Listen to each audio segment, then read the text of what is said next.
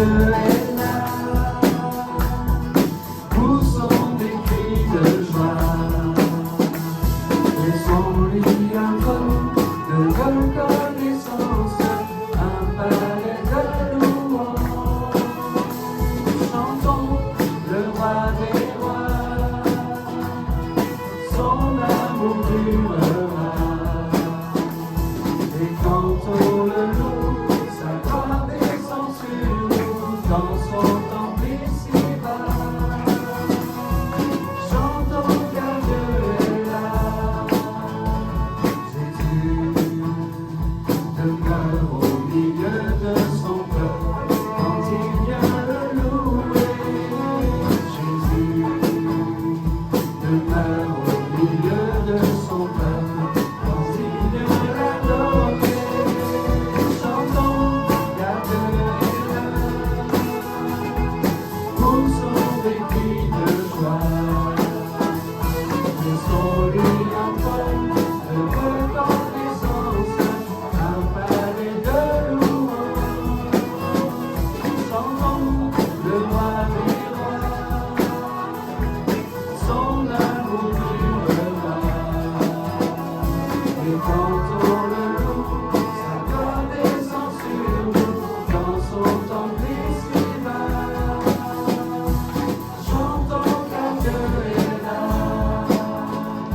Nous sommes tous assemblés pour l'adorer avec nos instruments.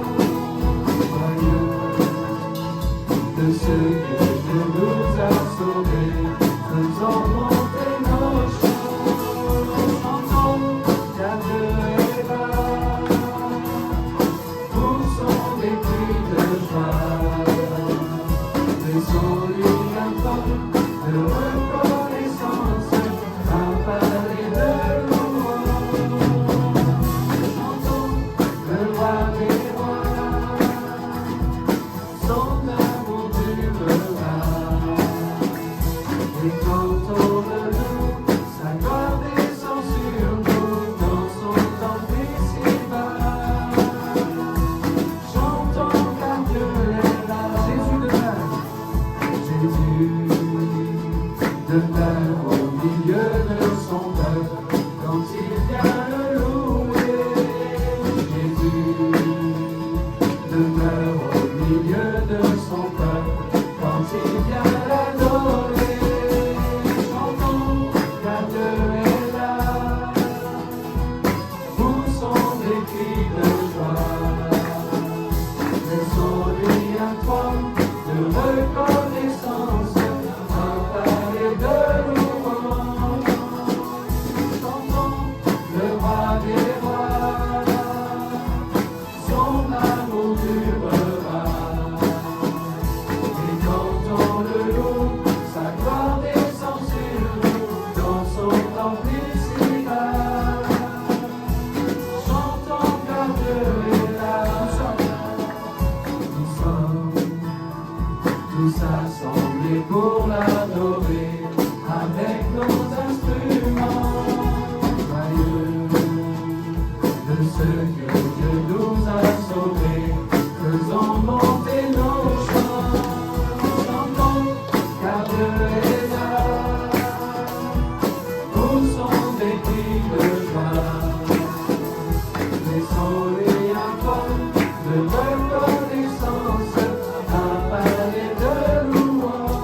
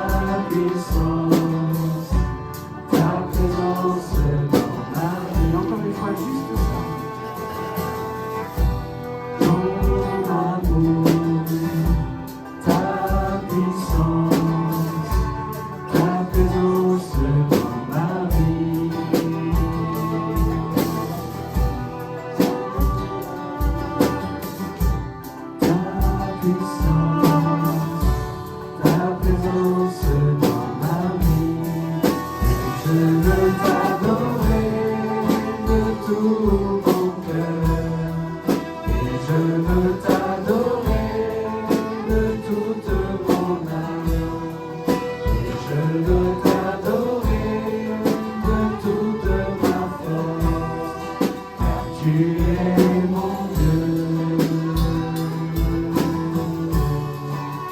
Tu es mon Dieu.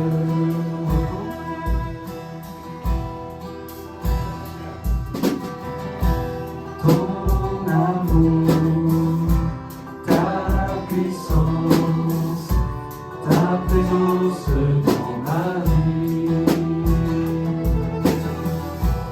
Ton amour, ta puissance, ta présence dans ma vie. Et je veux t'adorer de tout mon cœur. Et je veux t'adorer de toute mon âme. Et je veux t'adorer de toute ma force, car tu es mon Dieu. Tu es mon Dieu. De tout mon cœur, de tout mon cœur. Et je veux t'adorer de toute mon âme. Et je veux t'adorer de toute ma force, car tu es mon Dieu.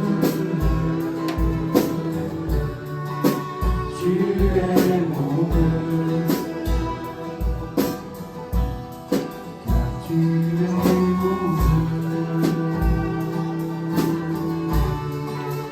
Tu es mon Dieu. Car tu es mon Dieu. Tu es mon Dieu.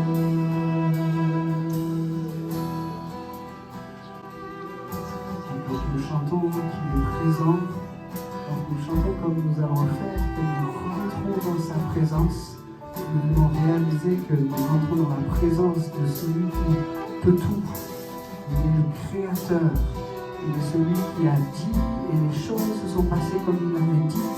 La lumière fut à sa parole, la création s'est mise en place à sa parole, la vie est rentrée dans le cœur de l'homme à sa parole et par son souffle. C'est dans la présence de ce Dieu-là que nous nous approchons ce matin.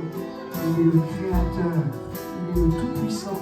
Et c'est parce que nous sommes pardonnés que ce matin nous nous approchons jusqu'au pied de son trône pour le célébrer avec cœur. Oui, chantons, il est notre Dieu. Car tu es mon Dieu. Tu es mon Dieu. Car tu es mon Dieu. Tu es mon Dieu. Car tu es mon Dieu. Tu es mon Dieu.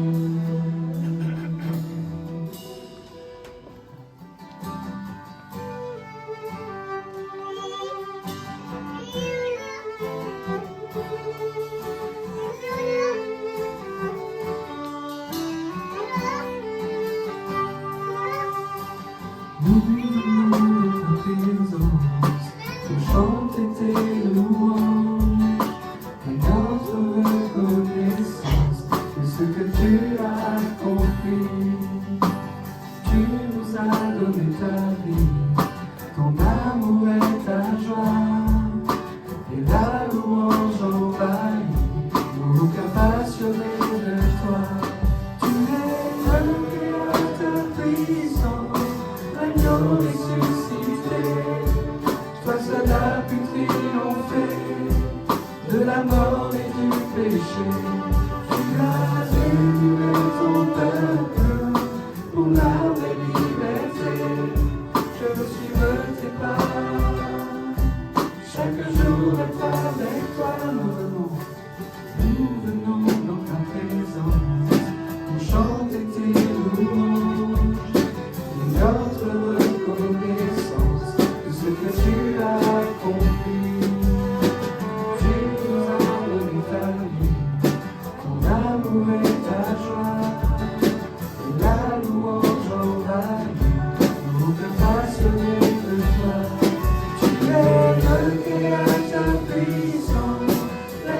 ressuscité.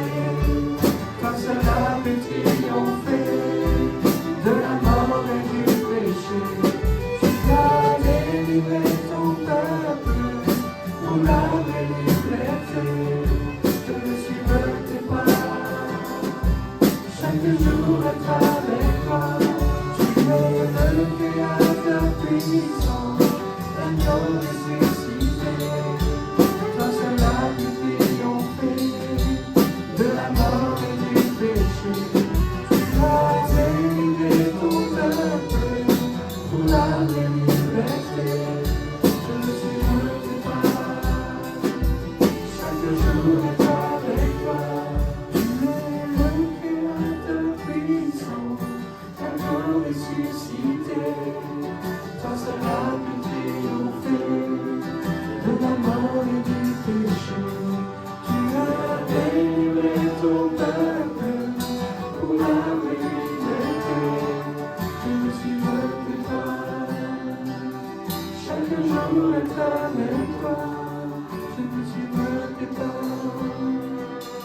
Chaque jour être avec toi. Je me suis tes pas. Chaque jour être avec toi.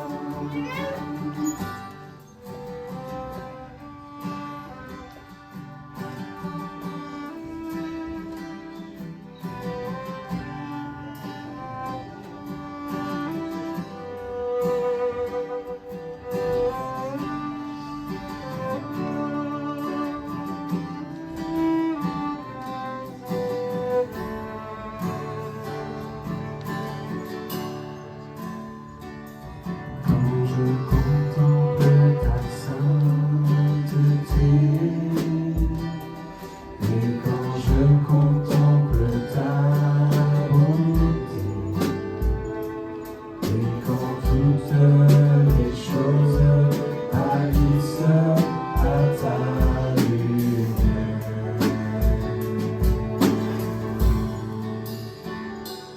quand j'ai trouvé la joie près de ton cœur, quand je m'enveloppe de ton amour, et quand toutes les choses pâlissent à ta lumière. Oh, je t'adore, oui, je t'adore.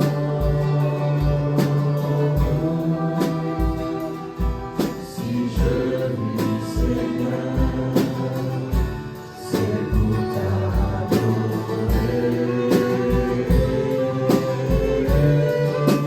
Oh, je t'adore, oui, je t'adore.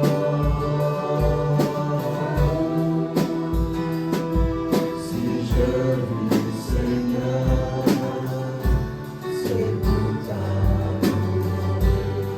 Seigneur, nous voulons te contempler ce matin encore. Quand je contemple ta sainteté, et quand je contemple ta beauté, et quand toutes les choses pâlissent à ta lumière, quand j'ai trouvé la joie près de ton cœur, quand je m'enveloppe de ton amour, et quand toutes les choses pâlissent à ta lumière. Oh, je t'adore, oui, je t'adore. Si je vis, Seigneur, c'est pour t'adorer.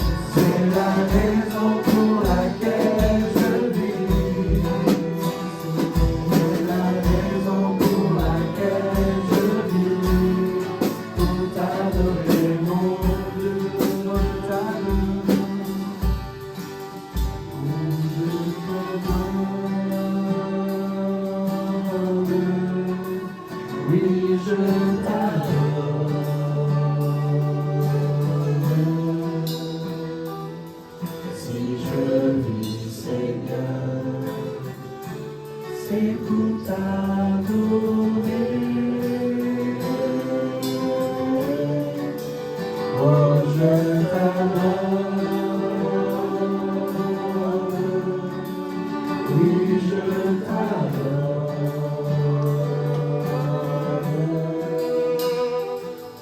Si je vis, Seigneur, c'est pour t'adorer.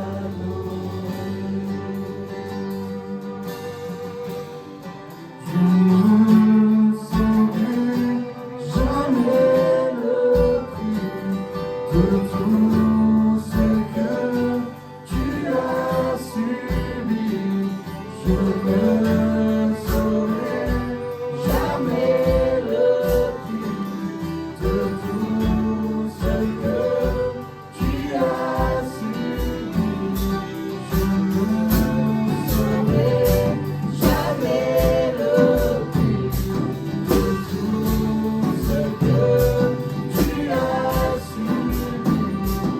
Je ne saurais jamais le prix de tout ce que tu as subi. Chantez pour la lumière. Toi, la lumière qui a vu nos ténèbres, ouvre mes yeux, je veux voir. Grâce et beauté que ton cœur adore, mon âme aspire après toi. Oui, je te célèbre et je me prosterne. Je veux proclamer ta majesté.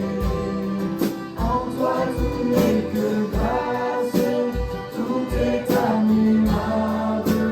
Que tu es si grand et bon pour moi.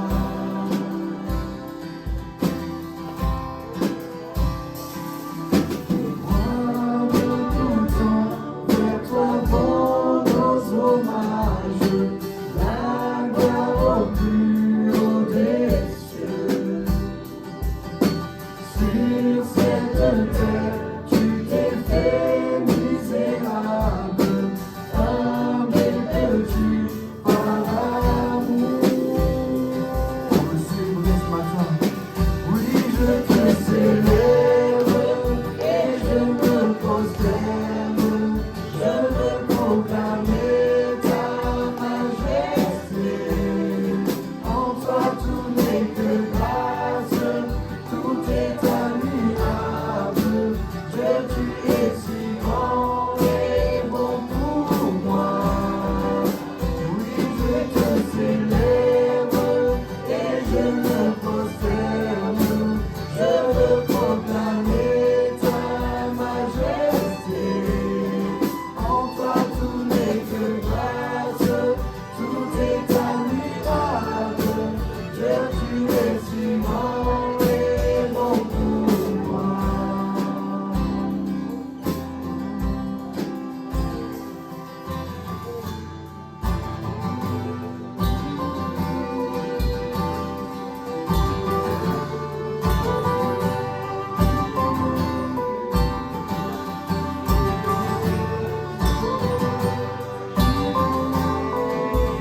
Seigneur, merci parce que tu es allé jusqu'au bout.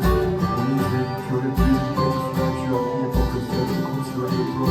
Et tu es allé jusqu'au bout, Seigneur, par amour, parce que tu nous voyais encore, monsieur, avec toi, parce que tu nous voulais proche de toi, parce que tout ce que tu désirais, c'était notre cœur, c'était notre obéissance, Seigneur. Et ce matin, on veut venir près de toi, on veut venir dans ce moment de louange, pour t'adorer, pour proclamer qui tu es notre Seigneur, le seul qui en a la vie éternelle, Seigneur. Reçois toute notre louange, Seigneur.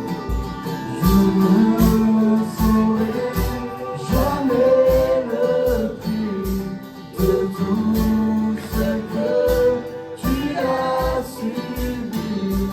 Je ne saurais jamais le prix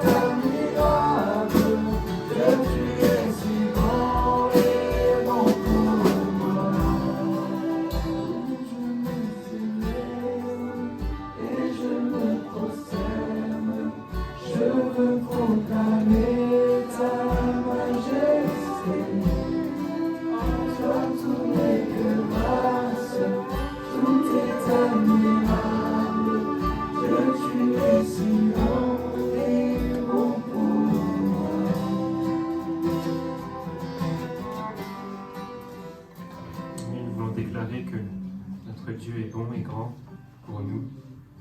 Amen. Et dans cet état d'esprit-là, nous voulons lui plaire et satisfaire son cœur. Et comme il nous l'a demandé, chaque fois que nous nous rassemblons, prendre ce pain, ce vin qui symbolise son corps, son sang qui a coulé sur la croix, qu'il a donné pour nous. Et nous voulons encore le faire avec ceux et celles qui sont baptisés, qui se sont engagés avec lui. Et voilà, je vais demander à Romain si tu veux bien venir, et Johan aussi. Et on passera dans les rangs pour vous donner ce pain, pour que vous puissiez partager le repas avec nous. Et voilà, c'est vrai que le Seigneur a tant payé. Ça lui a coûté bien plus qu'on pourrait l'imaginer, bien plus qu'on pourrait le comprendre. Et comme disait Rémi, même un enfant avec une innocence pure, et ne pourrait pas saisir le prix que ça a pu coûter. Et voilà, nous sommes reconnaissants, nous sommes au bénéfice de cela encore ce matin, et que nous puissions tout notre cœur lui dire notre amour, notre reconnaissance pour lui. Voilà, n'hésitez pas à poursuivre, à garder cet état d'esprit d'adoration et à élever votre reconnaissance. Jésus se trouvait à Béthanie, dans la maison de Simon le lépreux. Une femme s'approcha de lui, tenant un flacon d'albâtre rempli d'un parfum de myrrhe de grande valeur. Pendant que Jésus était à table, elle répandit ce parfum sur sa tête. En voyant cela, les disciples s'indignèrent et dirent « Pourquoi un tel gaspillage ? On aurait pu vendre ce parfum pour un bon prix et donner l'argent aux pauvres. » Mais se rendant compte de cela, Jésus leur dit « Pourquoi faites-vous de la peine à cette femme ? Ce qu'elle vient d'accomplir pour moi est vraiment une belle action. Des pauvres, vous en aurez toujours autour de vous, mais moi, vous ne m'aurez pas toujours avec vous. Si elle a répandu cette myrrhe sur moi, c'est pour préparer mon enterrement. Vraiment, je vous l'assure, dans le monde entier, partout où cette bonne nouvelle qu'est l'Évangile sera annoncée, on racontera aussi en souvenir d'elle ce qu'elle vient de faire. » Et puis je lis un autre récit des Écritures qui lui est similaire. On a lu dans Matthieu 26, maintenant on lit dans Jean 12. «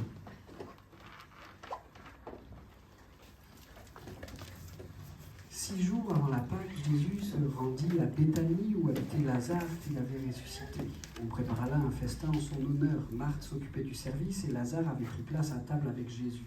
Marie prit alors un demi-litre de nard pur, un parfum très cher.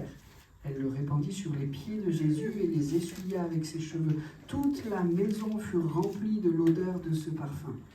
Judas Iscario, l'un des disciples de Jésus qui allait le trahir, dit « Pourquoi n'a-t-on pas vendu ce parfum ? On aurait tiré au moins 300 pièces d'argent qu'on aurait pu donner aux pauvres. » S'il parlait ainsi, ce n'est pas parce qu'il se souciait des pauvres, mais il était voleur, et comme c'était lui qui gardait la bourse commune, il gardait pour lui ce qu'on y mettait. Mais Jésus intervint. « Laisse-la faire. C'est pour le jour de mon enterrement qu'elle a réservé ce parfum. Des pauvres, vous en aurez toujours autour de vous, tandis que moi, vous ne m'aurez pas toujours avec vous. » Entre-temps, on apprit que Jésus était à Béthanie, les gens s'y rendirent en foule, non seulement à cause de Jésus, mais aussi pour voir Lazare, qu'il avait ressuscité. Gloire à Dieu. Vous l'avez compris, on va parler de parfum.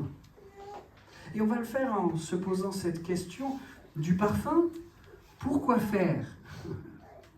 Je crois qu'on s'est tous déjà, au moins une fois, surtout nous les hommes, posé cette question.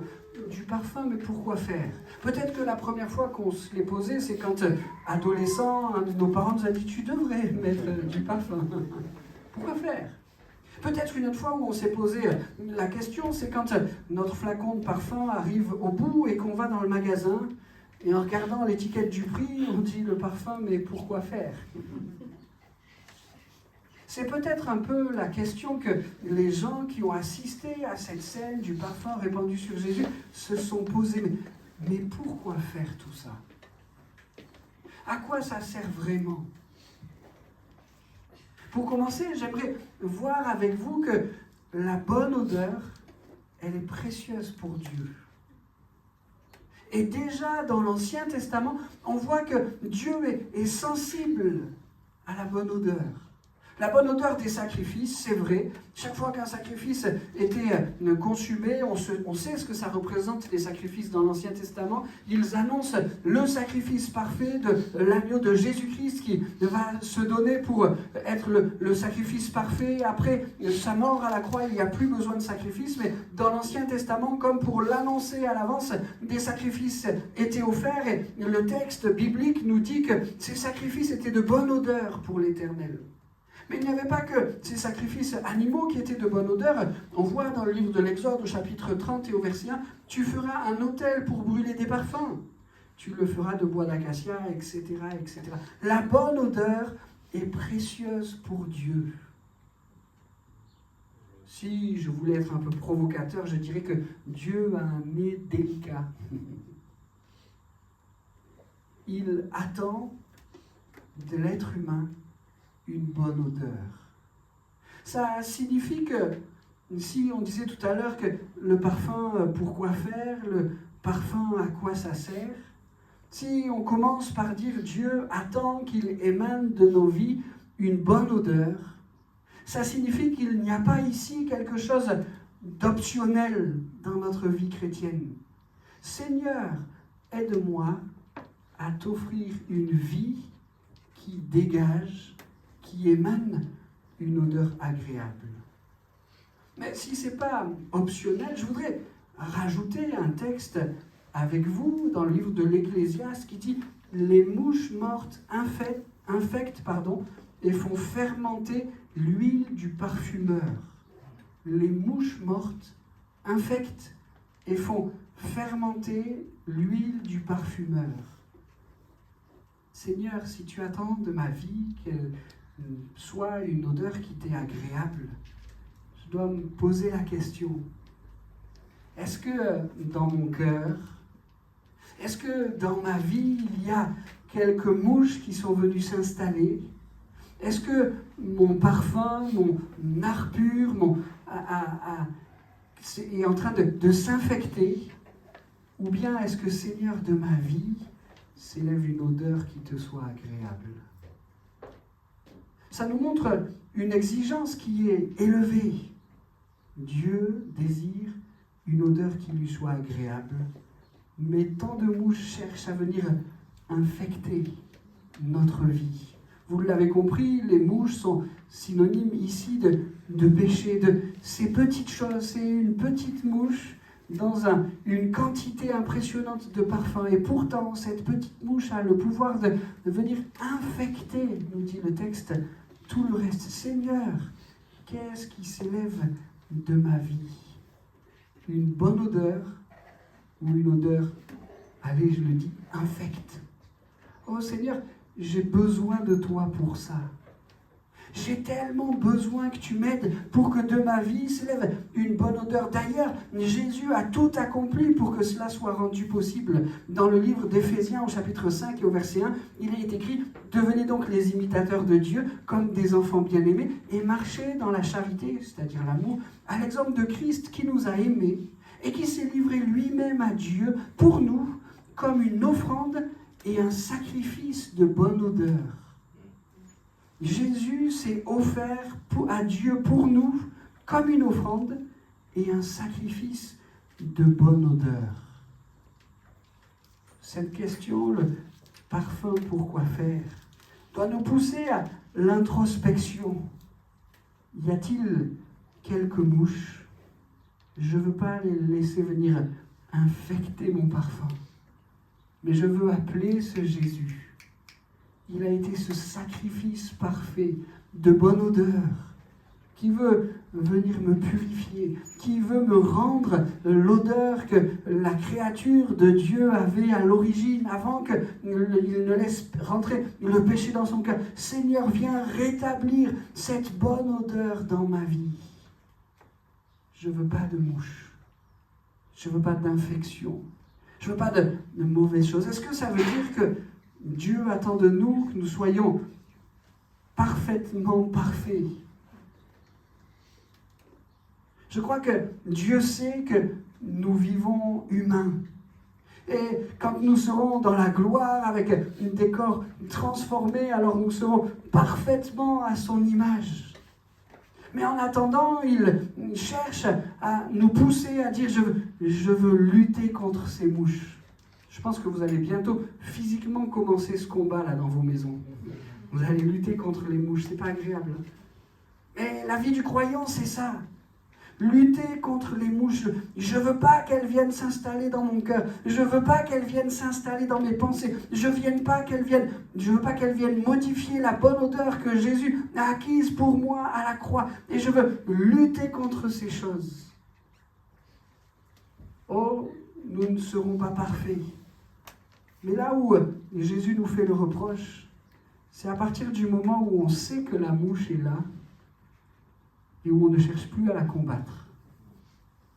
On n'est pas parfait, on aura à lutter, on aura à combattre, et le Seigneur Jésus nous aidera à éloigner les mouches, et quand il y en a une qui passera entre les mailles de notre vigilance, il nous aidera à l'enlever du parfum pour que notre odeur reste belle, bonne, pure.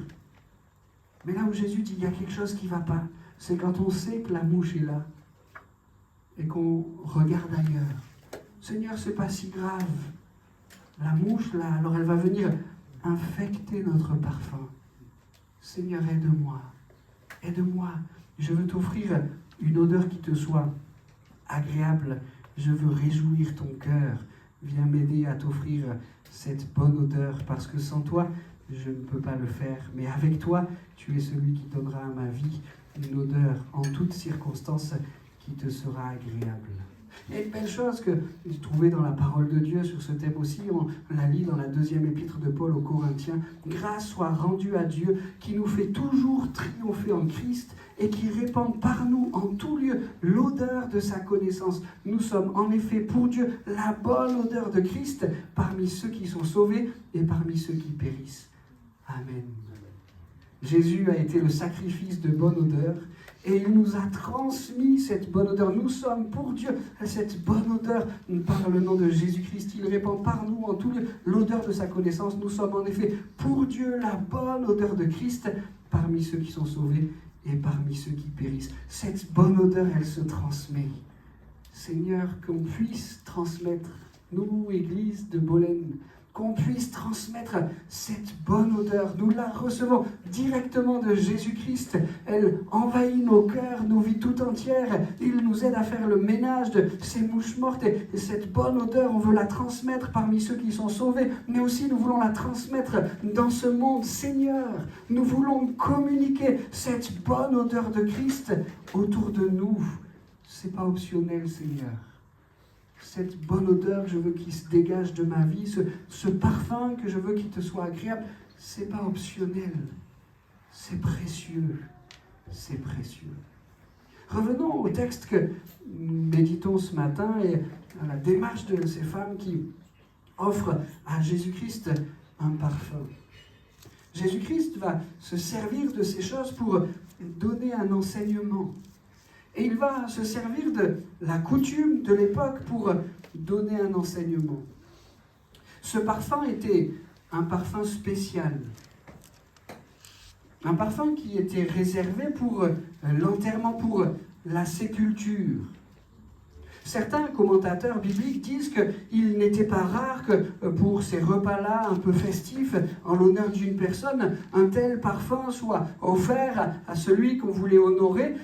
J'ai quand même l'impression que Jésus-Christ marque une différence entre le parfum et l'huile qui était donnée. Et si c'était aussi fréquent que ça, les disciples, l'entourage ne se seraient pas si rapidement offusqués de la démarche de ces femmes. Je pense que ce parfum était un parfum vraiment spécial.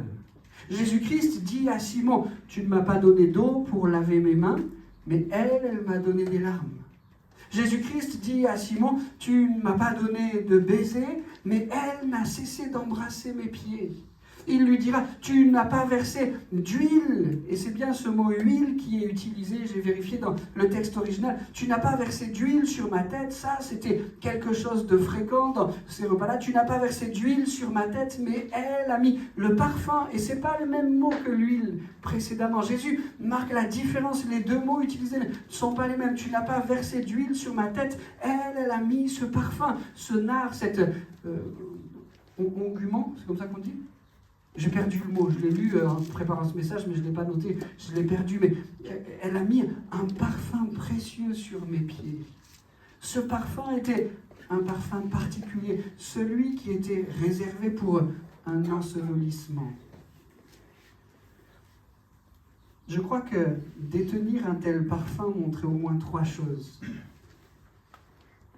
Ça montrait que cette femme avait fait des économies. Les commentateurs bibliques disent que, parce qu'il y a la somme qui est donnée avec l'intervention de Judas, etc., les commentateurs bibliques disent que c'était équivalent pour l'époque à 1 année de salaire. Vous avez bien entendu, 1 année de salaire. Essayez de démarrer un peu les calculettes dans la tête. Bon, alors je gagne à peu près ça, si on enlève l'impôt à la source, si on rajoute la TVA, je multiplie par 12. Oh!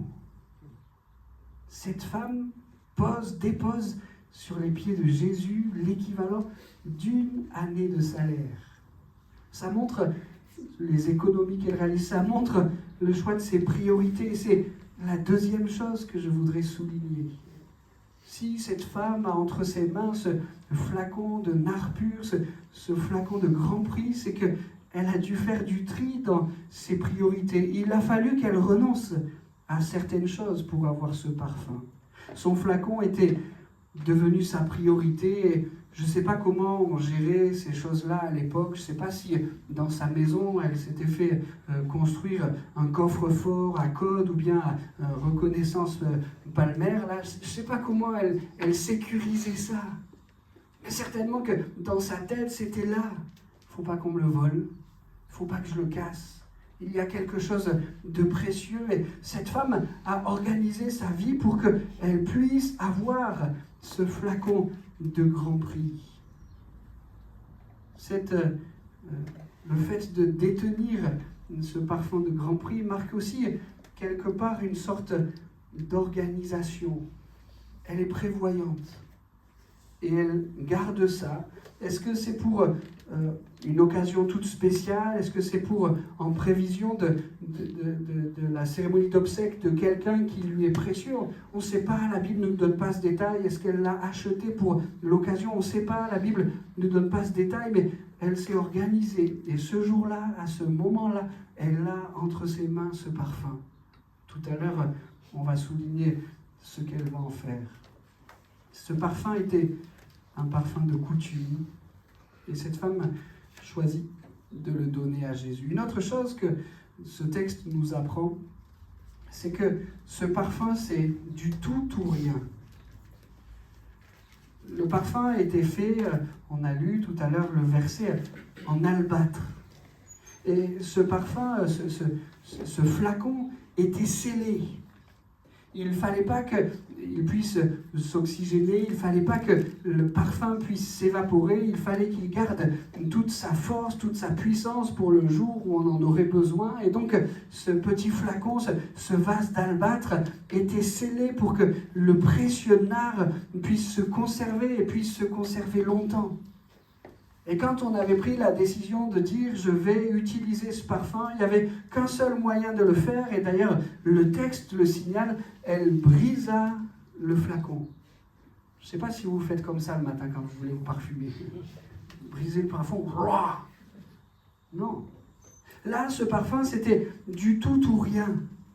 Cette femme ne pouvait pas s'approcher de Jésus et dire « Jésus, je t'aime, je t'adore ». Et puis, elle ouvre la petite fiole et puis, avec beaucoup de prudence, elle fait tomber une goutte. « Oula, pas trop, pas trop. Je garde le reste pour moi ou pour une autre occasion. » Non. Ce flacon, c'était du tout ou rien. Et cette femme s'organise pour le moment, l'instant où elle va pouvoir utiliser ce flacon. 1 année de salaire en un instant. Ça nous permet de comprendre combien ce moment-là est un moment tout à fait particulier pour cette femme.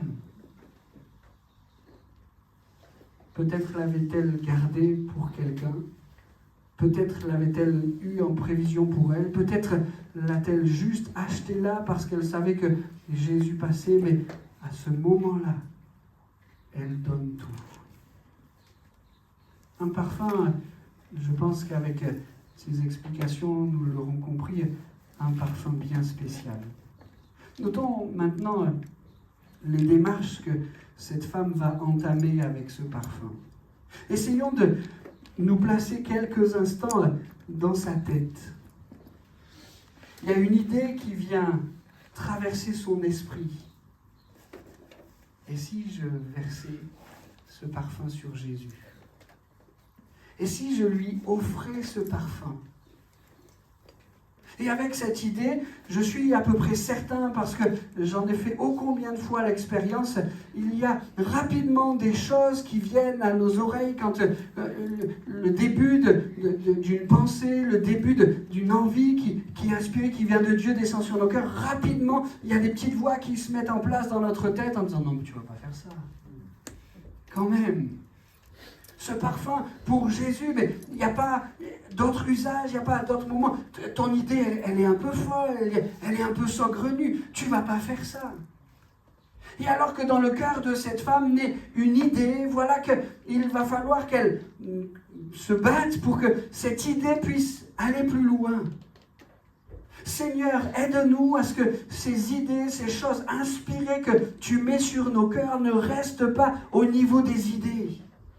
On ne veut pas être des hommes, des femmes, des chrétiens qui vivent leur foi avec plein de bonnes intentions. Un jour, je verserai mon parfum sur les pieds de Jésus. On ne veut pas que notre vie chrétienne soit une vie qui n'est faite que de plein de bonnes intentions. Mais Seigneur, aide-nous à ce que ces idées inspirées que tu déposes sur nos cœurs, elles puissent trouver leur accomplissement. Et certainement, cette femme a dû combattre pour que son idée puisse s'accomplir. D'abord, un combat dans sa tête. Et puis à un moment, la décision est prise. Ok, je vais le faire. Mais alors que cette décision est prise, la partie n'est pas encore gagnée. Il faut maintenant qu'elle s'organise. Comment est-ce que je vais mettre en pratique cette idée folle de verser du parfum sur les pieds de Jésus, sur la tête de Jésus, cette femme pécheresse, où navigue là entre ces récits. Ok, j'apprends que Jésus est à Béthanie. J'apprends qu'il est dans la maison de Simon le lépreux. Un repas a été organisé pour lui. Je vais rentrer, je vais m'approcher. Et là, j'aurai très peu de temps avant que Simon ou avant que quelques autres interviennent pour m'éloigner du maître. On sait que les disciples avaient, et ils n'étaient pas mal intentionnés, mais avaient un peu cette pratique, cette coutume-là. Dans un autre texte, quand les enfants viennent s'approcher de Jésus, la réaction des disciples, c'est « Allez, filez de là, laissez-le, c'est le maître, c'est Jésus ». Et certainement que cette femme, alors qu'elle a ce projet fou, se dit « Là, il va falloir que j'intervienne vite parce qu'il pourrait m'arriver le même sort. » Ok, je rentre dans la salle, je repère Jésus, je fends la foule, j'interromps ce moment de repas. Peut-être Jésus était-il en train d'enseigner, peut-être la parole était à quelqu'un d'autre, mais je rentre, je m'approche de Jésus, je découvre ses pieds, certainement qu'elle n'avait pas imaginé de verser tant de larmes, mais quand elle est en train de le faire, l'émotion est là. Elle pleure, et elle pleure encore, et elle pleure encore. Jésus est là. Elle le reconnaît, elle reconnaît chez lui quelque chose de tellement différent. Tout à l'heure, nous parlions de l'amour qu'il nous a manifesté là. Cet amour, il est palpable, il est là. Elle est au pied de Jésus. L'émotion est trop forte, les larmes sont là, encore, et elle arrose abondamment les pieds de Jésus. La femme s'en rend compte et un peu embêtée de cela. Il faut sécher ses pieds. Elle sèche les pieds de Jésus avec ses cheveux. Il se passe dans cette pièce-là, dans ce moment-là, quelque chose qui est de l'ordre du céleste. Elle est en face de Jésus. Et maintenant va s'accomplir ce moment qu'elle a préparé, qu'elle a imaginé. Il faut briser le flacon. Pour le verser sur les pieds de Jésus, pour le verser sur sa tête, il faut briser le flacon. Est-ce qu'elle s'y prend à plusieurs fois? Est-ce qu'elle hésite? Est-ce qu'elle le fait du premier coup? Je ne le sais pas. Mais ce que vous et moi savons, c'est qu'elle va le faire. Ce parfum, elle le donne pour Jésus. 1 année de salaire. Elle le verse sur les pieds de Jésus. C'est pour t'honorer. Parce que je reconnais en toi celui qui est digne. Je reconnais en toi le Sauveur. Je reconnais en toi le Messie. Je reconnais en toi celui qui a tant d'amour. Je reconnais en toi celui qui va nous libérer. Certainement, elle n'a pas une conscience toute claire. Même les disciples ne l'ont pas. Une notion toute claire de ce qui va se passer. L'arrestation de Jésus, le tribunal inique, la mise en croix, etc. La résurrection. Certainement qu'elle n'a pas une image très claire, très établie de ce qui va se passer. Mais ce moment-là, elle sait que Jésus est son Sauveur. Elle sait que c'est le Messie. Et pour cette femme pécheresse-là, elle est reconnue par la foule comme étant cette femme. Quelqu'un dira, mais si Jésus savait quelle est la nature de cette femme qui s'approche de lui ainsi, alors il ne laisserait pas faire. Mais Jésus sait tout ça. Mais il la reçoit. Et il accepte son offrande de parfum. Cette femme a une idée. Cette femme s'organise pour la mettre en place. Cette femme va offrir le parfum. Et je ne sais pas si elle était allée jusqu'à s'imaginer la suite de ces événements, mais certainement elle ne s'attendait pas à ça. Certainement qu'elle ne s'attendait pas à quelques honneurs, quelques couronnes de laurier, certainement pas. Mais certainement pas, elle ne s'attendait à recevoir des coups. Et pourtant, c'est eux qui arrivent. Les hommes qui sont là, ils disent, mais quand même. Ils ont plein d'idées qui sont meilleures que cette femme. Ils savent mieux que cette femme ce qu'ils auraient pu faire avec ce parfum. Certains disent, mais parlant de la femme pécheresse, plutôt qu'offrir ce parfum, tu aurais dû t'occuper de ton péché. Et là, avec quelque chose de bien hautain, il rabroue cette femme. D'autres disent, plutôt que verser ce parfum sur les pieds de Jésus, on aurait pu prendre soin des pauvres. D'autres disent, enfin ils ne le disent pas, mais c'est sur leur cœur, Judas en particulier, donnez l'argent pour les pauvres, mais c'est moi qui vais le récupérer. Attendez, 1 année de salaire. Ils ont tous une idée bien précise, bien particulière de ce qu'il aurait fallu faire avec ce parfum. Mais une seule est inspirée. Et une seule fait quelque chose qui relève de quelque chose d'éternel. Jésus dira que tout le monde se souviendra en l'honneur de cette femme ce qu'elle a fait pour sa sépulture. Cette femme, elle se laisse conduire, elle fait quelque chose de précieux et elle prend des coups. Parfois ça arrive. Parfois ça arrive. Mais je veux noter ce que Jésus-Christ va faire. Par quelques phrases, Jésus-Christ, c'est mon sentiment, je le partage avec vous, vous me direz ce que vous en pensez, mais je n'ai pas l'impression que Jésus-Christ, son but soit tellement de reprendre ceux qui pensent différemment. Mais en quelques phrases, Jésus-Christ va convaincre cette femme que ce qu'elle a fait, c'est lui qui lui avait demandé, que ce qu'elle a fait était précieux. Et par quelques paroles de Jésus-Christ, cette femme va mesurer l'importance de ce qu'elle a fait. Peut-être un petit peu ce jour-là, très certainement après la résurrection de Jésus. Cette femme a fait cela pour ma sépulture. Jésus-Christ va donner une raison à son geste. Jésus-Christ va expliquer ce qu'elle a fait, peut-être sans en avoir une totale conscience, certainement sans en avoir une totale conscience, mais Jésus va dire, ce que tu as fait, c'est grand et c'est beau.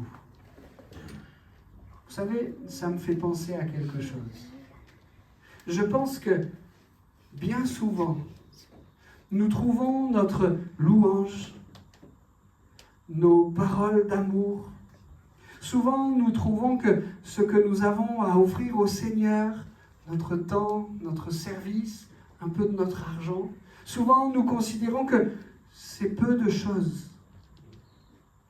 Seigneur, c'est peu de choses.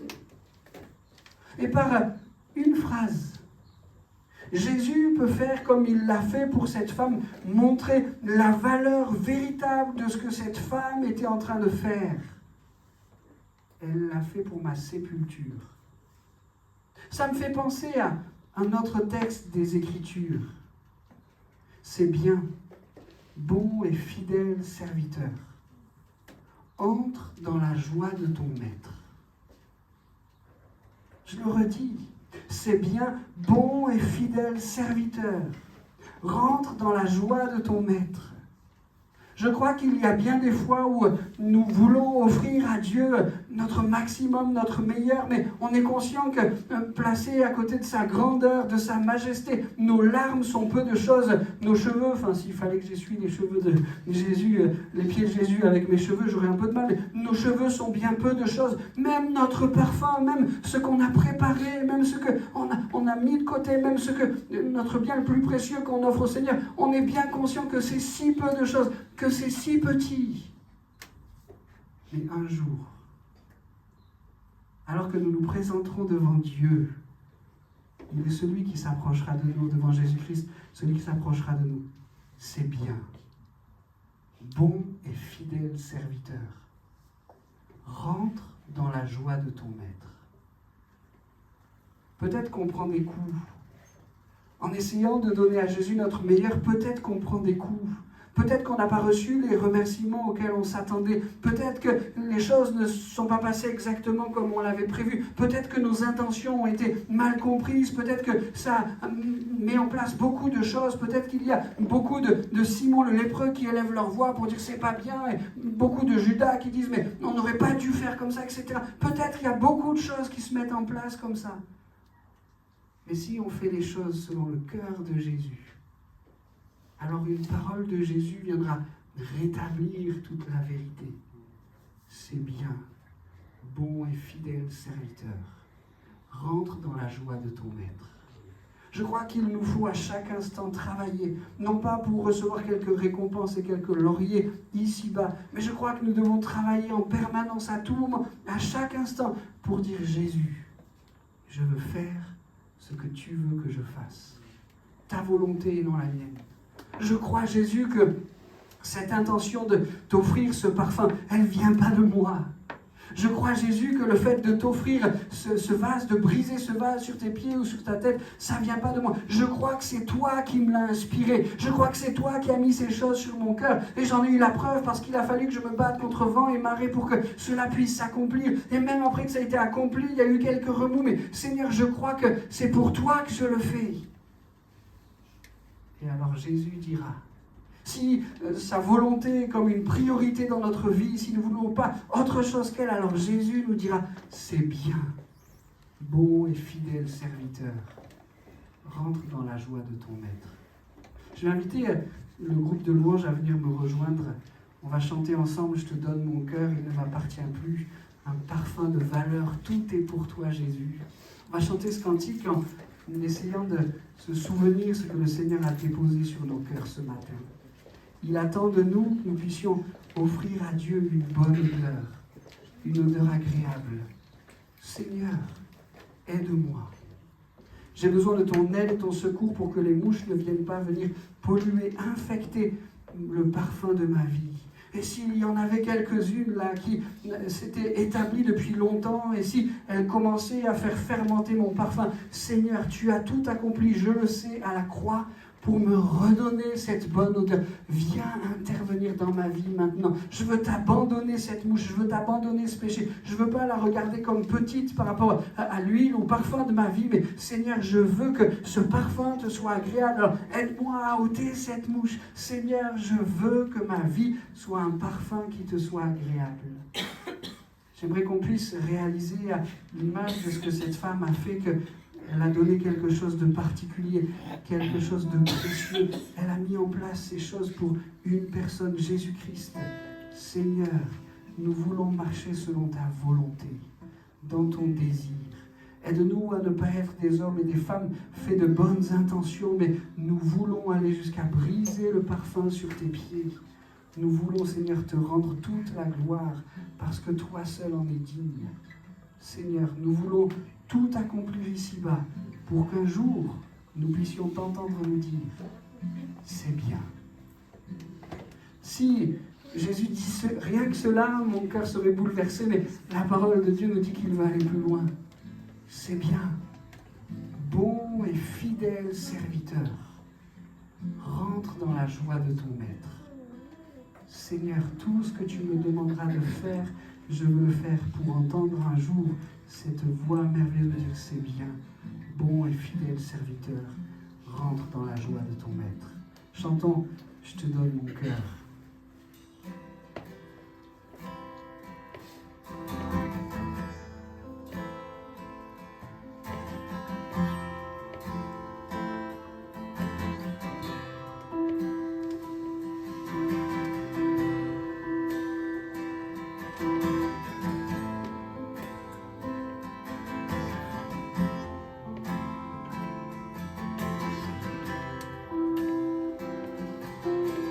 Je te donne mon cœur, il ne m'appartient plus. Ce que j'ai de meilleur, tout est pour toi, Jésus. Un parfum de sur toi répandu, c'est l'offrande de mon cœur. Je suis à toi, Jésus. Prends mon âme, prends mon cœur, je te donne tout.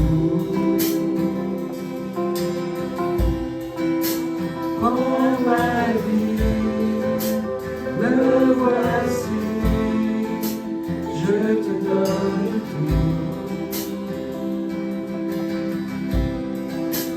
Mon cœur est à toi,